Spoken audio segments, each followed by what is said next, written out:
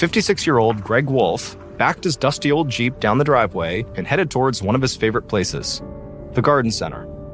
Ever since the COVID pandemic started, his work had slowed down, so he had a lot more time on his hands for hobbies like gardening.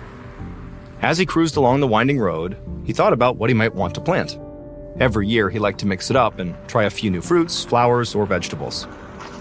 Greg stopped at a red light and let his mind wander, picturing different layouts for his garden. When the light turned green, Greg put his foot on the gas pedal, but just as he entered the intersection, a black truck came barreling toward him. There was an explosion of crunching metal and shattered glass. Greg felt a blinding pain rip through his spine as his car spun across the road. And then everything went black.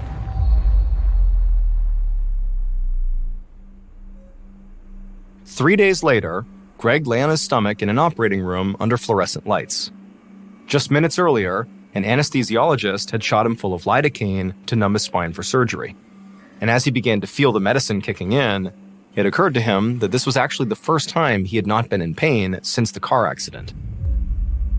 Even though Greg had been wearing a seatbelt at the time of the crash, the impact of the crash had broken a vertebrae in his back. He'd been in the hospital for days while doctors did everything they could to try to stabilize his injury. Once he'd regained consciousness following the crash, doctors told Greg that he was very lucky. The accident could have been much worse. Greg had suffered what's known as a stable fracture. This meant that when his vertebrae cracked, it stayed in the same place, rather than being knocked out of alignment. So the nerve endings in Greg's spinal column were not affected. If they had been, Greg could have been paralyzed. To relieve his pain, Greg's doctors had decided to perform a surgery called kyphoplasty, which corrects small fractures like the one in his vertebrae. This was the surgery he was being prepped for right now. A few minutes later, the doctor arrived and greeted Greg and walked him through what was going to happen. Greg was going to remain conscious during the procedure. Then, after Greg acknowledged that he was ready to go, Greg felt the doctor's hands on his back, followed by a dull pressure as a large, hollow needle entered his spine. After the needle was in place, the doctor inserted a balloon-like device into Greg's vertebrae through the needle and gently inflated it until it opened up a small space in the bone. Into this space, the doctor then injected a special type of liquid cement. As the cement settled in the cracked vertebrae, it hardened and bonded against the bone. This would stabilize Greg's spine while staying flexible enough to allow him a full range of motion.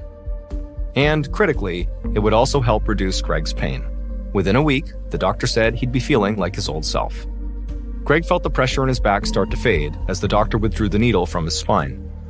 A few minutes later, a nurse came in and wheeled Greg down the hall to a recovery room to rest. As the anesthesia began to wear off, Greg did feel soreness in his spine, but the pain was mild. And after what he'd been through, this felt like a gift. A few hours later, as Greg got dressed and ready to go home, the surgeon came by to check on him. He recommended that Greg only take showers, not baths, for a few days to allow the wound on his back to heal, and he should avoid any heavy lifting for at least a week. But otherwise, his life would be just like before the surgery. Riding home from the hospital with his wife, Greg felt like he had miraculously avoided a tragedy. Now, he could get back to enjoying his life. But, only 7 days later, Greg was back in the emergency room. Everything hurt. His chest, his neck, his jaw. Even turning his head sent shivers of pain rippling through his body. The first few days back at home had been fine. He was able to take walks and cook, even do a little gardening, but on the 5th day, he began to feel this new kind of pain in his chest. Following the doctor's advice, Greg checked his wound from the surgery to see if it was infected. But the wound looked fine, so he decided to turn in early that night and hope he would feel better in the morning. However, over the next 2 days, Greg's pain only spread. Greg tried to relax and avoided doing anything strenuous, but almost any movement, even just turning his head, hurt like crazy. He thought he felt well enough to weed his garden, and that's when the pain suddenly became almost blinding. It was so intense that Greg thought he was having a heart attack. And so now he was lying on a bed in an emergency room, trying not to move a muscle. The pain still flickered through his chest and neck. He could barely breathe. Greg had never felt anything like this. It felt even worse than what he imagined a heart attack was like. Greg just hoped that whatever was happening, it was not too late to fix it. ER doctor Miranda Gibbs was just coming back from lunch when an X-ray technician stopped her in the hallway with an update. there was something seriously wrong with her new patient, Greg Wolf. She followed the technician to his office and looked at Greg's x-rays displayed on his computer. Greg's spine looked fine. His recent kyphoplasty surgery had clearly repaired his cracked vertebrae. But something else she saw in Greg's x-ray disturbed her. Dr. Gibbs pulled out her phone and called the medical imaging department. She told them she needed to book a CT scan for her patient immediately. 2 hours later, the images had been processed and were ready for her inspection. Sitting in her office, Dr. Gibbs struggled to comprehend what she was even looking at. She grabbed the phone and called the ER. She hoped there was a trauma surgeon on duty or somewhere nearby, because Greg Wolf was a pinprick away from disaster. An hour later, Greg was on his back, unconscious. His chest had been surgically opened. A surgeon leaned over him, looking in at Greg's heart. The surgeon maneuvered until he found what he was looking for. A long, thin, 4-inch object. It had pierced through the upper right chamber of Greg's heart and also cut into his right lung. This is what Dr. Gibbs had seen in the images of Greg's chest. Now, the strange object was just sitting there, simultaneously poking Greg in the heart and lung. The surgeon steadied himself and carefully gripped the object with his tool. Any abrupt movement could cause a tear in Greg's heart or lung. The damage could be fatal. As he began to pull the object out, the surgeon was surprised at how hard the object was. It was like a stone, pale, pointed, and slightly curved. Little by little, the surgeon pulled the hard little dagger out from Greg's organs, until finally it was free. Examining it in the light, it looked a bit like one of those heavy-duty needles used to repair upholstery or carpet, except it was made of medical-grade cement. It would turn out, during Greg's back surgery, a small splash of the liquid cement had leaked out of his vertebrae into his body. Once there, it hardened into a sliver and basically followed through Greg's bloodstream, eventually reaching his heart. Greg's sudden stabs of pain he was feeling were from the tip of the cement needle piercing his heart. His trouble breathing was the needle literally poking his lung. If he had waited even 24 more hours to go to the ER, the needle could have stabbed him even more deeply and potentially killed him. Fortunately, doctors were able to repair the tear in Greg's heart and his lung, and after being sewn back up, he made a quick recovery. Only 1 month later, Greg Wolf was back in his garden in full health. He had dodged 2 near-death experiences in 2 weeks, and he had no intention of trying for a third.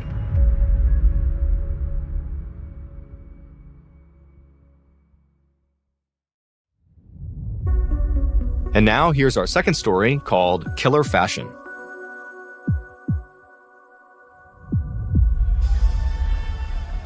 On a cold, clear afternoon in February of 2000, after a long, bumpy ride through snow-capped mountains, 15-year-old Ahmet Balik stepped off a bus into the city center of Erzurum, Turkey. The urban bustle was a culture shock for a country kid like him. He had spent his whole life in the small Turkish village where he was born, helping his family tend land and herd livestock. But 2 weeks earlier, Ahmet's uncle had found him a job in a textile factory in Erzurum. So here he was, surrounded by cars and buses and people, with businesses and cafes stretching down every block. It was a lot for Ahmet to process, but he was thrilled to be in this new environment and to start this exciting new chapter. He grabbed his bag from the bus's luggage compartment and headed straight for his new job.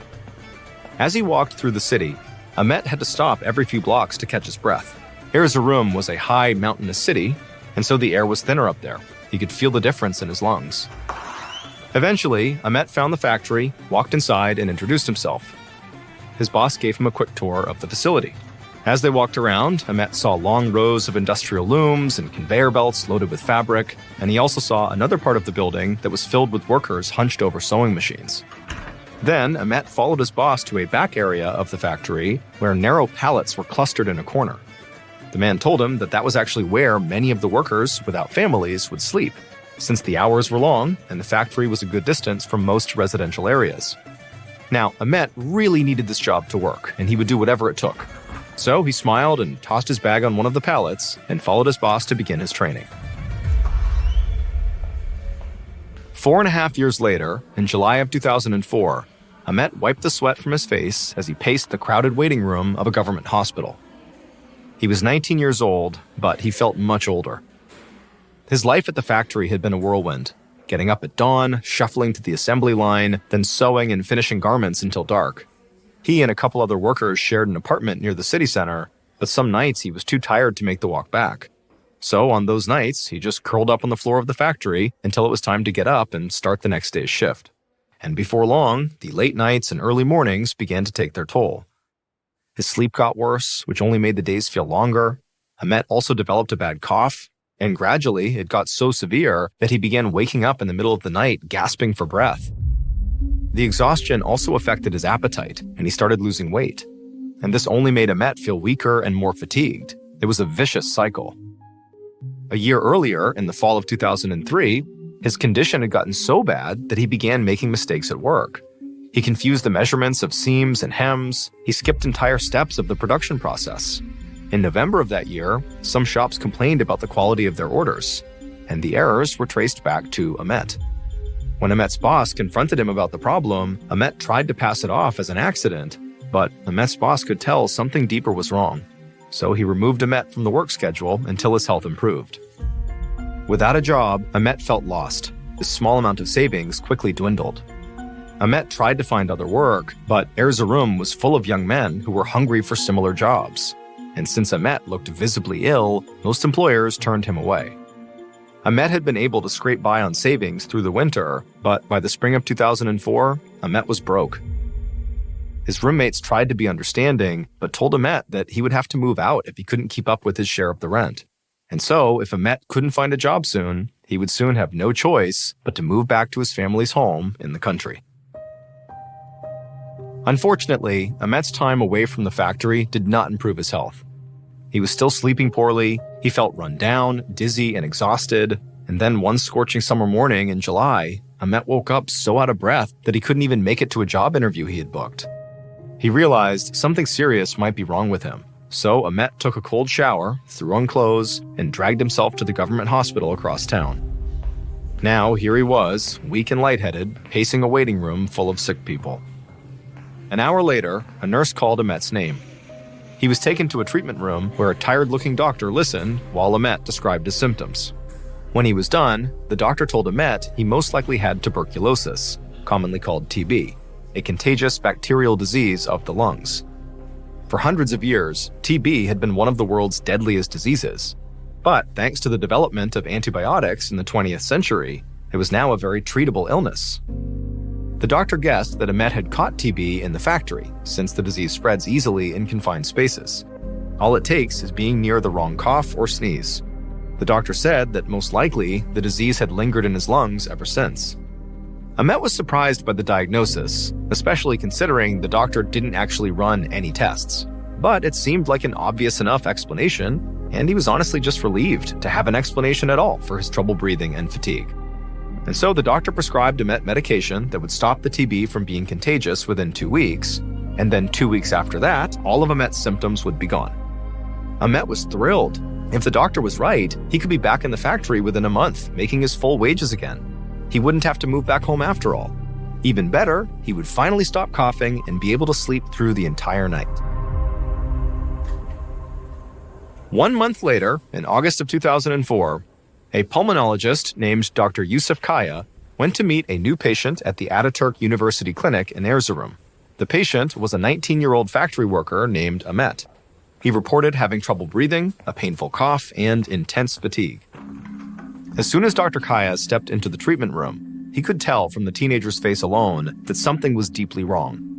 Ahmet's skin looked waxy and sickly. It looked like he'd barely slept in days. Ahmet explained to Dr. Kaya that he had been taking TB antibiotics for a full month, but hadn't seen any sign of improvement. He felt weak and run down, and no matter how deeply he tried to breathe, he just couldn't get enough air. Dr. Kaya found this very worrying. If Ahmet had TB, then the antibiotics definitely should have helped him by now. But since his body was not responding, Dr. Kaya wondered what else might be causing Ahmet's symptoms. The doctor placed a stethoscope on Ahmet's chest. The teenager's heartbeat was normal, however, his breathing sounded shallow.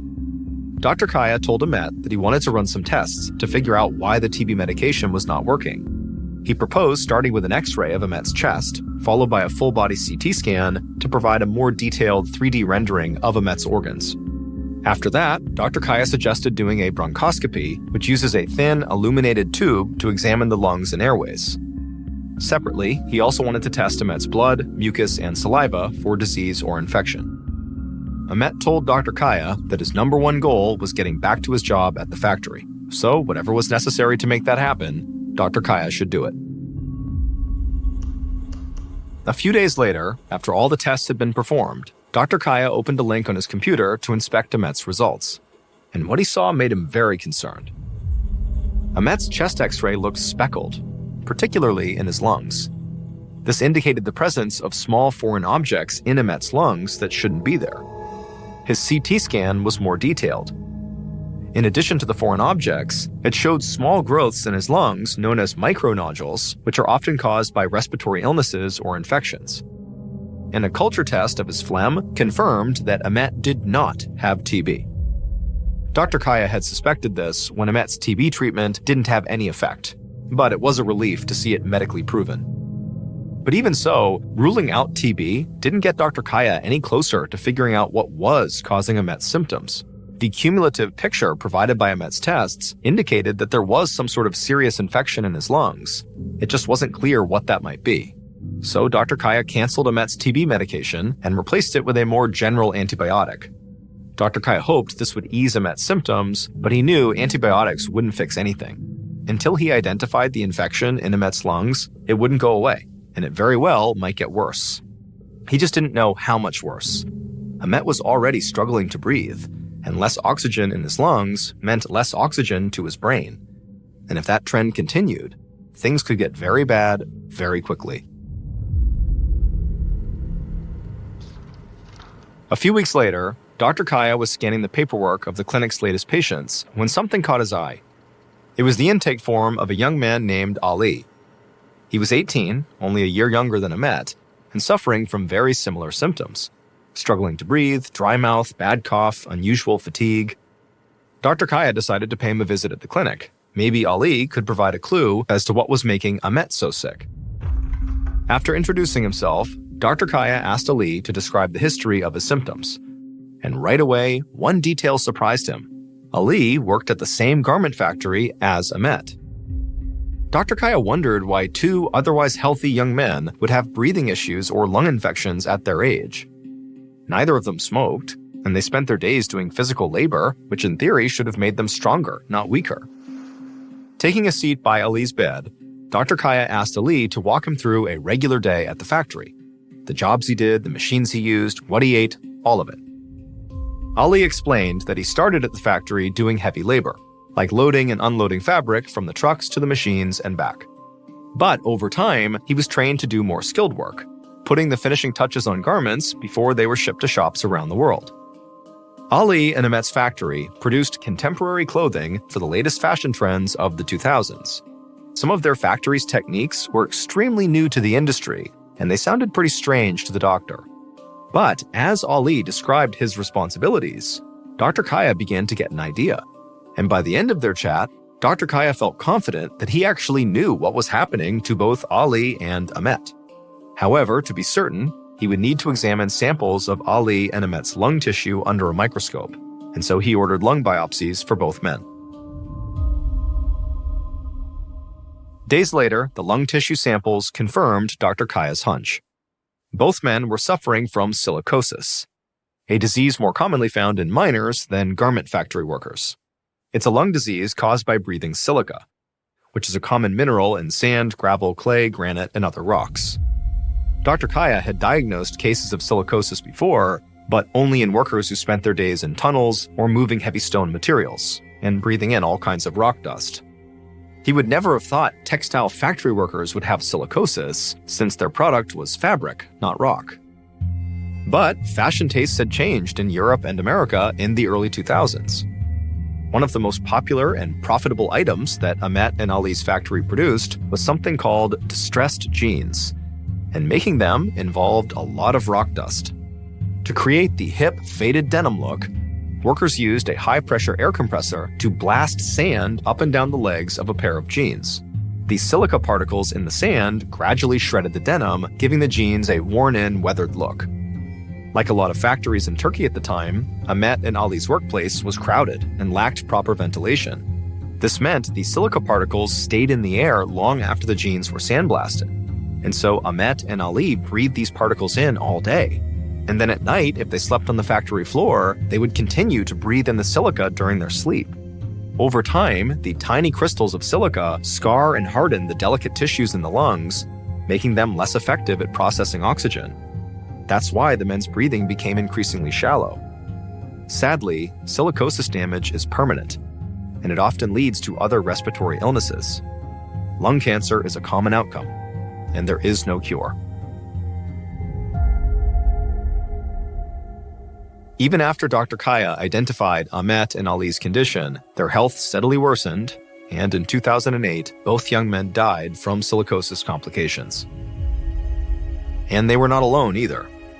4 other workers at the same factory died as well, and 16 others suffered debilitating lung damage.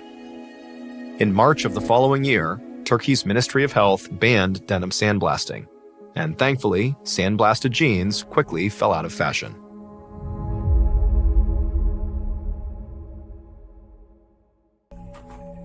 In October of 1994, a middle-aged man named Ivan, who lived in Estonia, which is a country in Northern Europe, was walking in this forest looking for firewood.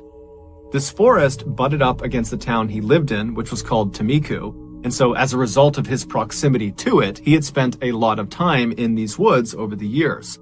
But in general, his exposure to this forest was just on the fringes. He would only look for firewood along the perimeter of the woods.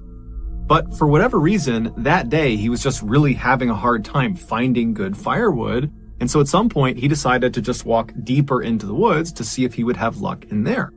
And so he turns and starts walking into the forest, and very quickly, when the town has kind of disappeared from view behind him, he looked around and kind of liked being in the woods. He didn't go for walks in the woods, and suddenly he was on this nice nature walk.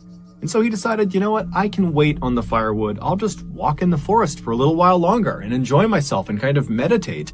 So he just continued walking deeper and deeper into the woods. And after walking for nearly an hour, just kind of mindlessly walking about, he sees up ahead there is very clearly a clearing. And then before the clearing is what looks like a chain link fence. Now, he's never been this deep into the woods before, so he has no idea what this is, but he's obviously curious, and so he decides he'll go see what it is.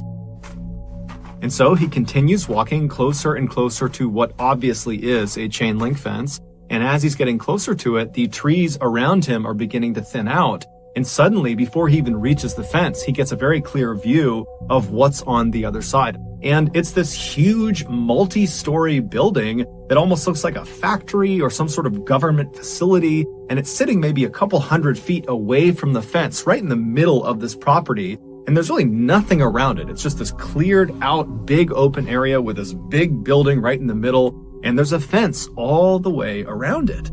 And so Ivan is totally intrigued by this. And so he walks right up to the fence, he grabs onto it, and he tries to look and figure out what this building is. But there's no clear signage on it, and there's no people anywhere. It's completely barren. There's nothing but this building. And then he notices there's obviously graffiti on the sides of this building, and the doors and windows appeared to be boarded up. And so this building, whatever it is clearly abandoned. And the first thought that goes through Ivan's head is scrap metal.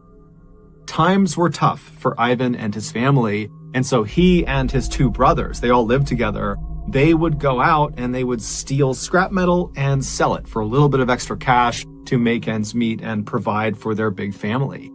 And so he's looking at this big building thinking, you know, if I can get in there, I guarantee you there is some metal that I can steal and I can sell. And so Ivan stayed at this fence just kind of staring at this building for a little while longer and continued to look around to make sure there weren't any people that he hadn't seen before. And after feeling satisfied that this really was a totally abandoned building, he turned around and began hustling back towards town.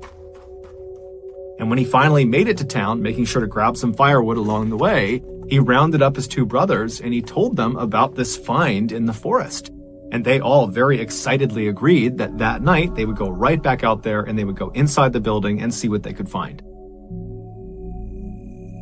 And so around 9 p.m. that night, the brothers met up and they had flashlights and a set of bolt cutters, And they headed into the nearby forest, and they marched their way all the way up to this fence that Ivan had found earlier in the day. And they lifted their flashlights up and they scanned through the fence all over the property. And when they didn't see anyone, they put their flashlights down, and one by one, they climbed up and over this fence.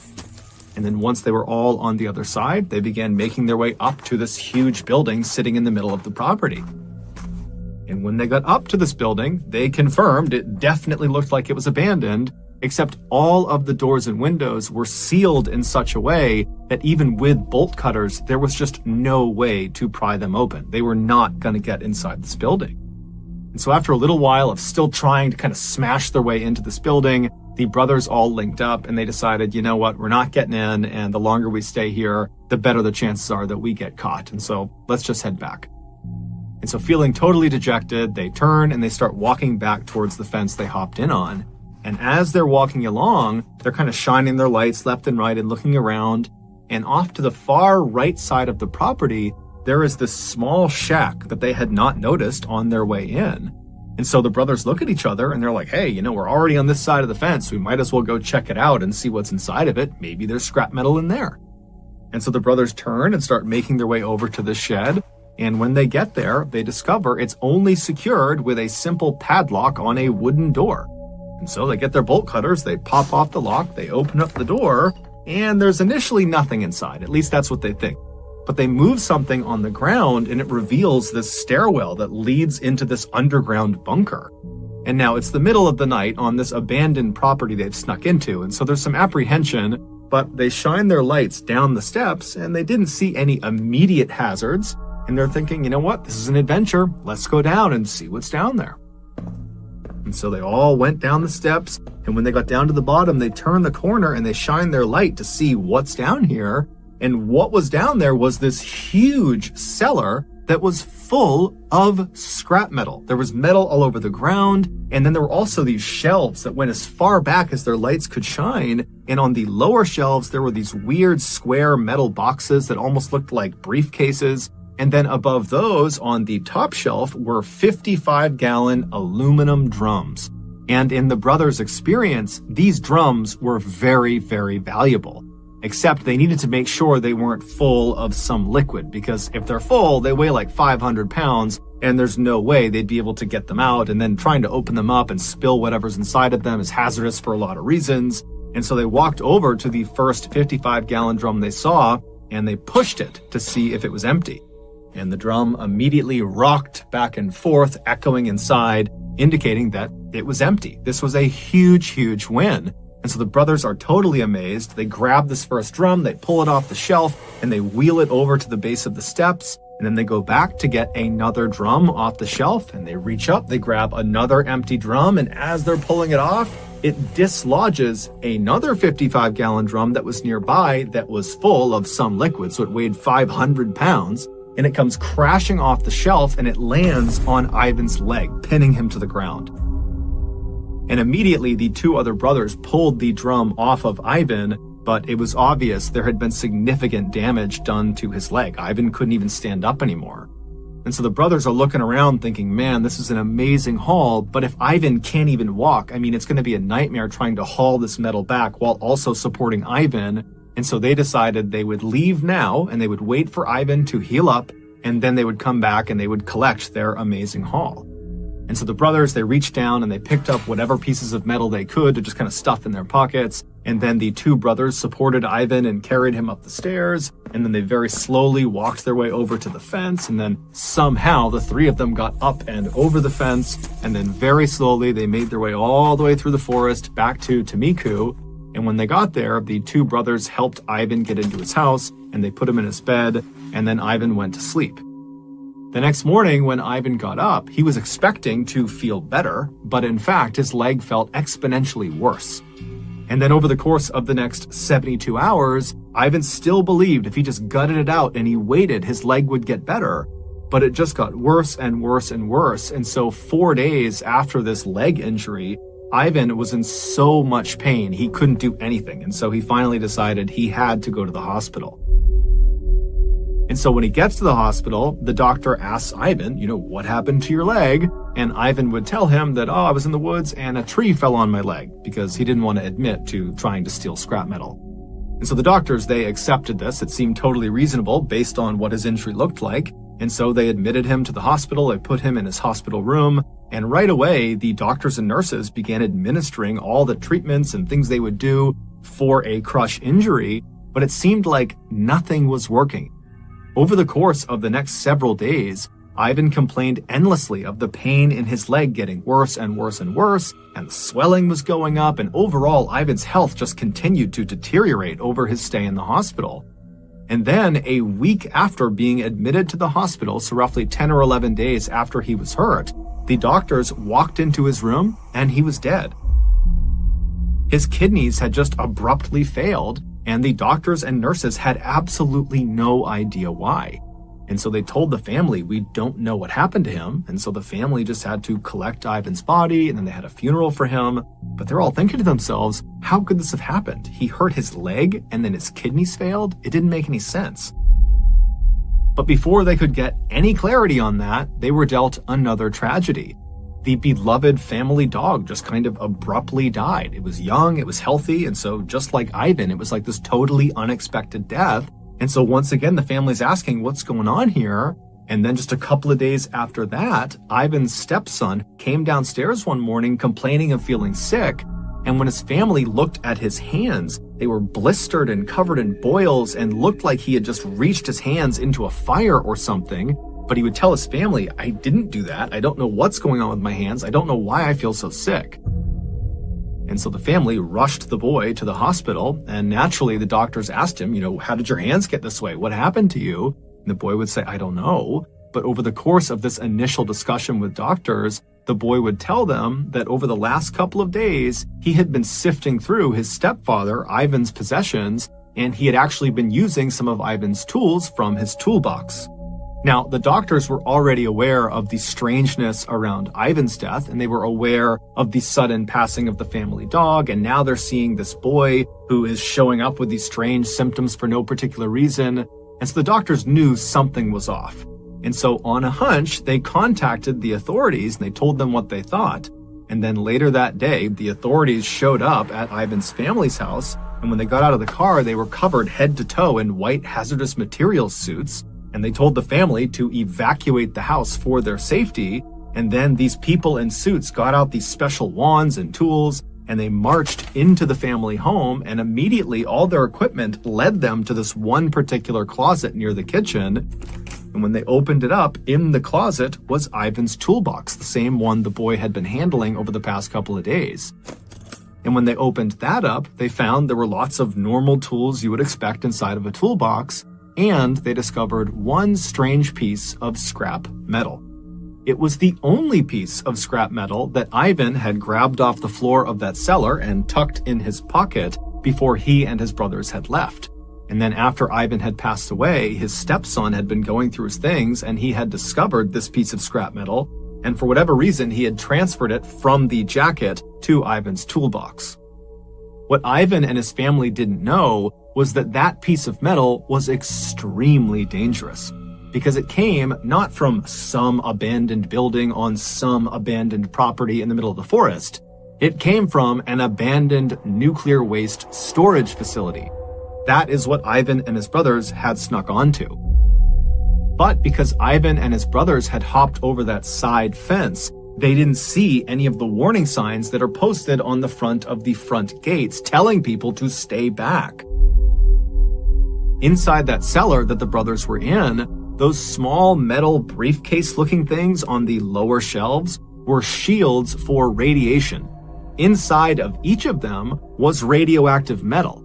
And when that full 55-gallon drum came crashing off the shelf and smashed into Ivan's leg, his leg was not the only thing it smashed into. It smashed into one of those metal briefcases and broke it open, sending the radioactive metal inside of it flying out, and it landed right next to Ivan on the ground. And so when the brothers scrambled to pick up whatever loose scrap metal there was on the ground, Ivan unfortunately grabbed one piece, and it was the radioactive one. By the time Ivan finally got back to his house, he was actually already dead. He just didn't know it yet. That piece of metal had been inside of his jacket pocket, and it had been pressed against his body long enough that he had been dealt a fatal dose of radiation. There was nothing anybody could have done, even if they knew what had happened to him. As for the dog, it used to sleep on Ivan's jacket, and it did so when this piece of scrap metal was inside of it, and so it too died of radiation poisoning. As for Ivan's stepson, the reason his hands had been so badly burned and why he'd become so sick, that was just from his brief exchange of touching the piece of scrap metal and then putting it in Ivan's toolbox. That alone had done that much damage to him. When the doctors considered the strangeness of Ivan's death, the dog's death, and now this boy's symptoms, they did suspect radiation poisoning, and so that was how the authorities were able to get to their house and very quickly locate that toolbox. Amazingly, Ivan's stepson and the rest of Ivan's family, including his two brothers, would make full recoveries. However, several months after this event and after authorities had come in and said their house was clear of radiation, the grandmother would suddenly die totally unexpectedly. She was healthy, nothing was wrong with her. And so even though it was not officially cited as having been caused by radiation, many people believe it's from the exposure she had to this piece of scrap metal.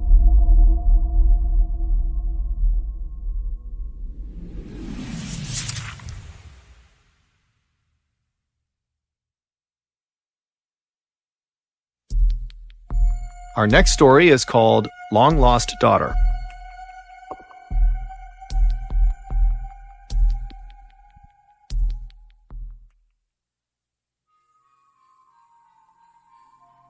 In 2007, 60-year-old Michael Dick was living in Bow, East London with his wife and two daughters. While his life was not exactly exciting, it was good. He lived in a quiet and safe neighborhood, and Michael, who used to be a carpenter, was now semi-retired and got to spend the bulk of his time with his friends and family. But that year, something really started to bother him. 10 years prior, Michael had split up with his first wife, and after their divorce was finalized, his ex-wife and the daughter they had together, her name was Lisa and she was 21 at the time, those two stayed in the family home in Sudbury, England, and Michael moved south about an hour and a half to Bow, East London.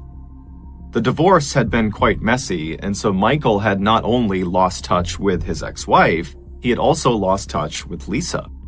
And so fast forward 10 years back to 2007, and Michael and Lisa had not spoken since the divorce, and Michael found himself suddenly feeling this unbelievable wave of grief over the loss of his relationship with his first child. And so after speaking with his current wife and his two other daughters, he decided that he had to go find Lisa. He had to be reunited with her. The only problem was he didn't know where Lisa lived, he didn't have her contact information, and he didn't know where his ex-wife was, so he couldn't even ask her how to get in touch with Lisa. However, he did have the street address of where they used to live in Sudbury, England, and so he decided that would be his starting point. So in August of that year, Michael and his two other younger daughters, they hopped in the car and they left Bow, East London, and they headed up to Sudbury. And when they got there, Michael navigated to his old street, which had brick houses lining each side of the road, and he drove down until he spotted his old house, and he parked right out front. And then he alone hopped out of the car and he walked up to the front door. He took a deep breath and then he knocked on the door. When the door opened, it was not Lisa, it was not his ex-wife, it was some other family that he didn't know, and they didn't know Lisa or his ex-wife, and so they said, good luck finding your daughter, but we don't have any information for you. And so Michael was crushed, but he thanked them and he turned around and he went back to the car and he told his other daughters about what he had just learned. And then from there, the trio just kind of began driving around Sudbury, half looking for Lisa out on the streets, although none of them thought they would actually find her, and then also kind of discussing what they were going to do next, because now they had nothing. And so as they're driving around the streets of Sudbury, they come to the realization that their best bet at finding Lisa is putting some sort of story in the local newspaper that hopefully she would see, and then she would contact Michael.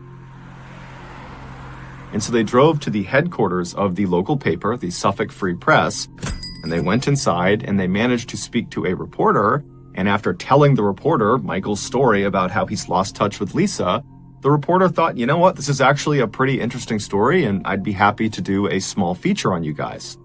And so the reporter, along with a photographer, brought Michael and his 2 daughters outside. They took a picture of them, and then they told Michael, in the next edition of the paper that will run in a couple of days, we'll run this picture along with a little write-up about how you're looking for Lisa, and we'll put your contact information in there, and hopefully she sees it and she reaches out to you, and you can be reunited and live happily ever after. And so Michael thanked the reporter and the photographer, and then he and his other 2 daughters hopped in the car and headed back to Bow, East London.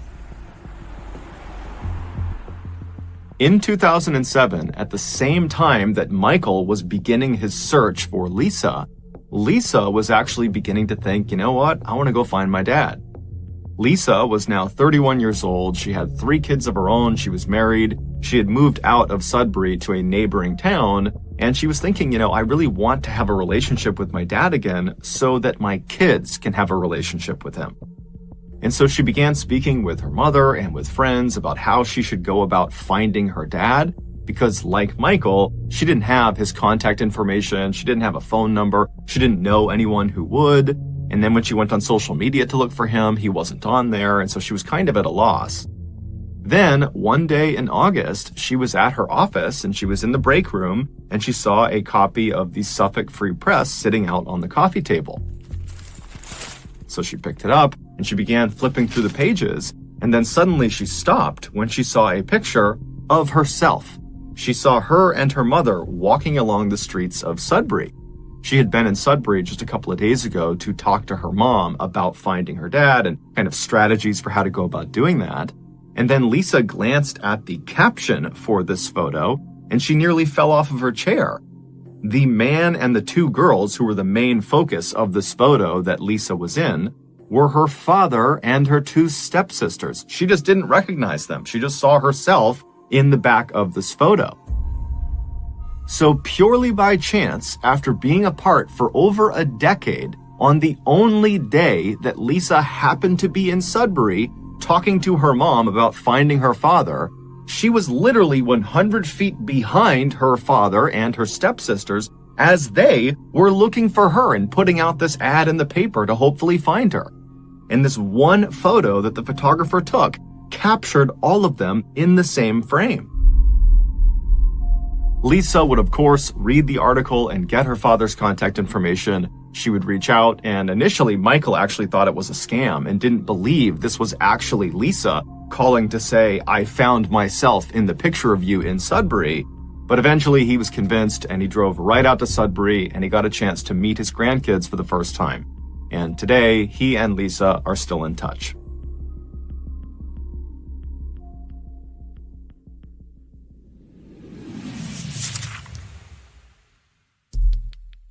The next and final story of today's episode is called Sparks Fly.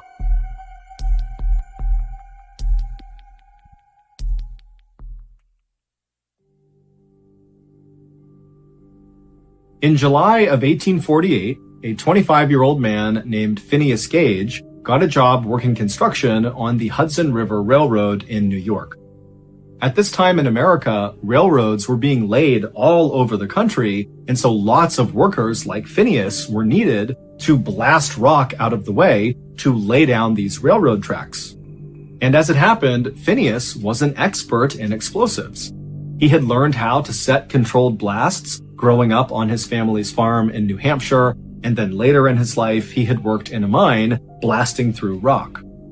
And so in addition to just being the ideal railroad worker for this time in America, when Phineas actually started working in New York on this railroad, his coworkers immediately started looking up to him. Phineas was extremely smart and energetic. He was this incredible conversationalist. He was charismatic and funny and a natural leader.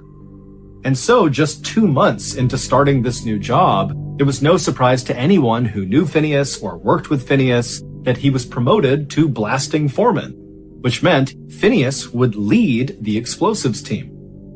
Phineas was so excited about this promotion that he went to a blacksmith and had a custom tamping iron made. A tamping iron is a long metal rod that's used to pack explosives. When railroad workers wanted to blast through, let's say, a big rock, they would start by drilling a deep but skinny hole in the rock. Then they would pour blasting powder inside, then they'd put a fuse inside, and then using this tamping iron, they would push the blasting powder and the fuse deep into this hole inside of this rock or whatever it was they were blowing up. And then, once it was packed, they would ignite it. Usually, tamping irons were sort of rough tools that looked like crowbars, but Phineas really wanted something special to commemorate this promotion. And so Phineas had the blacksmith make this perfectly straight, smooth, 4-foot-long metal tamping iron, and on one end was a pointed side, and on the other was a blunted side. And this rod, it weighed about 13 pounds, and it was about 1.25 inches in diameter. And Phineas loved this tamping iron. He brought it with him not just to work, but basically anywhere he went. On September 3rd, 1848, so not long after Phineas's big promotion, Phineas and his explosives team were blasting through some rock that ran through a forest. And Phineas, he was right up front over the blasting site, helping them prep the explosive. His team had drilled that long, deep, skinny hole into the rock they were about to blow up, and then blasting powder was put inside, a fuse was put inside, and then Phineas took his tamping iron and began packing the powder and fuse deep into the rock. And the way he did this is he used the blunt end of his tamping iron to pack the explosives, which meant the pointed end was sticking out of the rock. And so as Phineas is doing this, someone behind him slipped on a rock. One of his men tripped or something, and so Phineas, with his hands kind of on his tamping iron, turned to the right to look and see what was going on.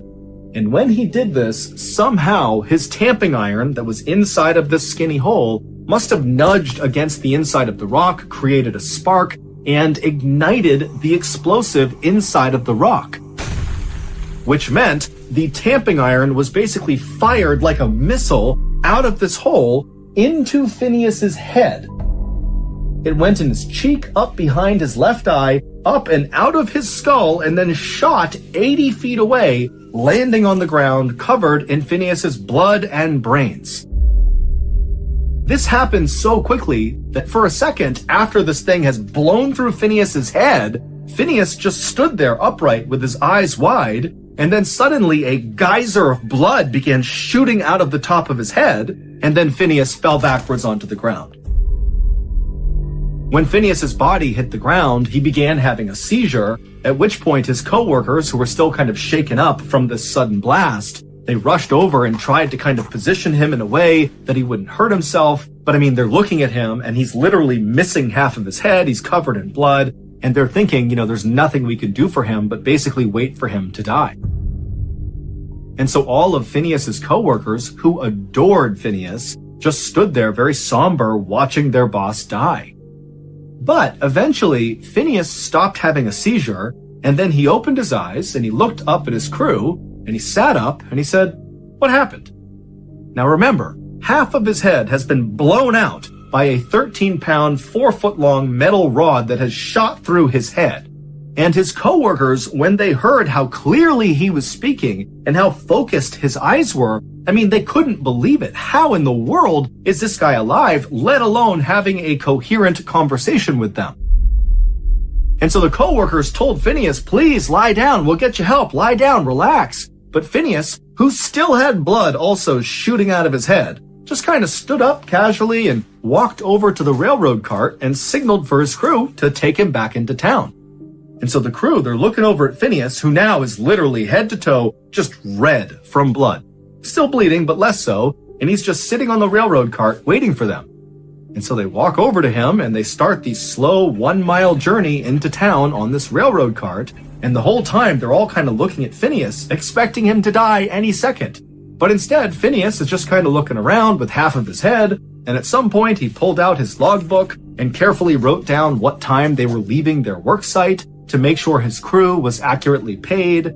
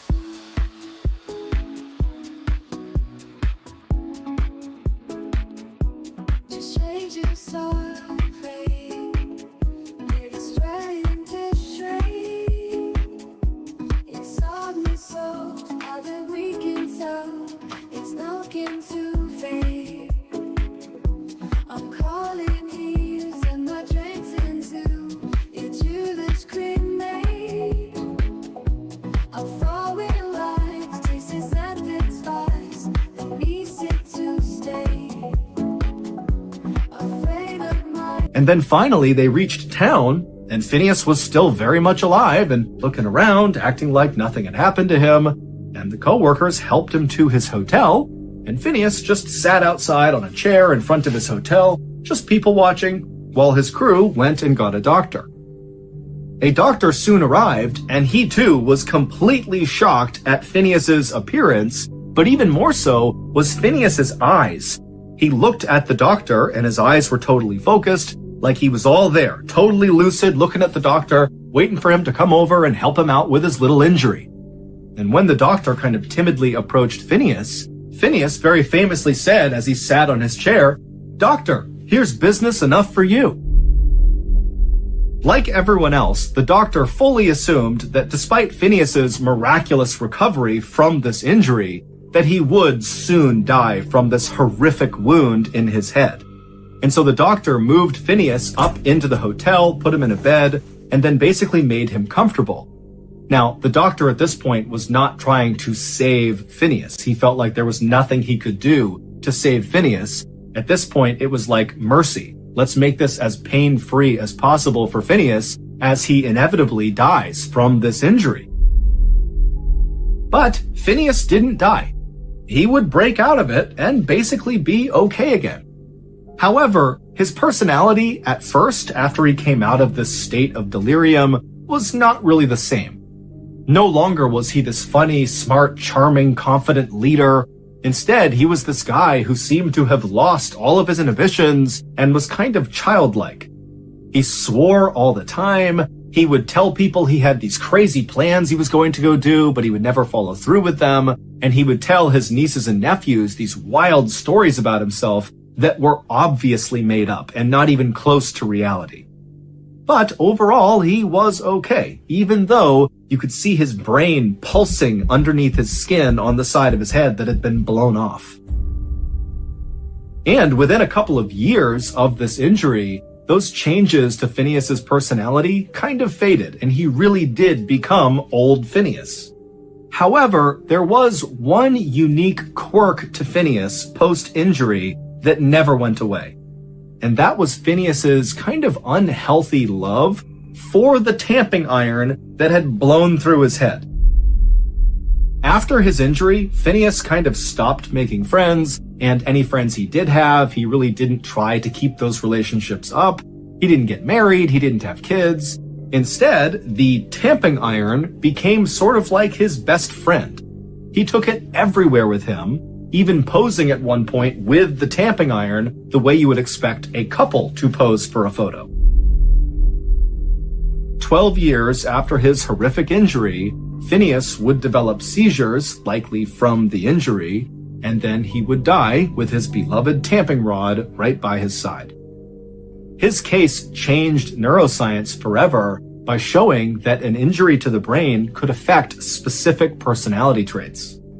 Today, Phineas's skull and his tamping rod are on display at Harvard Medical School.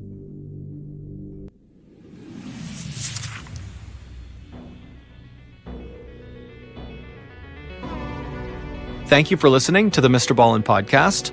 If you enjoyed today's stories and you're looking for more bone-chilling content, be sure to check out all of our other studios podcasts, MrBallen's Medical Mysteries, Bedtime Stories, and Runful. Just search for Ballen Studios wherever you get your podcasts. If you want to watch hundreds more stories like the ones you heard today, head to our YouTube channel, which is just called